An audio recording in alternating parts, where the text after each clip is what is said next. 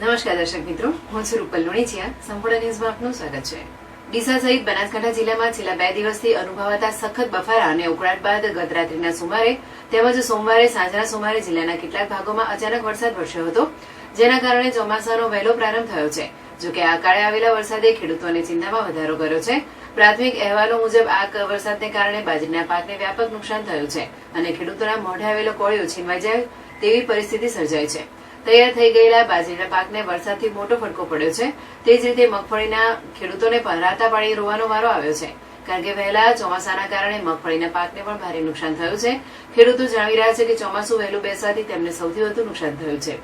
અણધારી વરસાદની આગાહી ન હોવાથી ખેડૂતો પાકને સુરક્ષિત રાખવા માટે સજ્જ ન હતા, જેના પરિણામે મોટું નુકસાન ભોગવવું પડ્યું છે. જોકે વરસાદને કારણે વાતાવરણમાં થોડીક ઠંડક પ્રગટી હતી, પરંતુ આજે દિવસ દરમિયાન ફરીથી ભારે ઉકળાટ અને બફારો અનુભવાયો હતો. ત્યારબાદ સાંજના સુમારે વરસાદી ઝાપટું વરસ્યું હતું.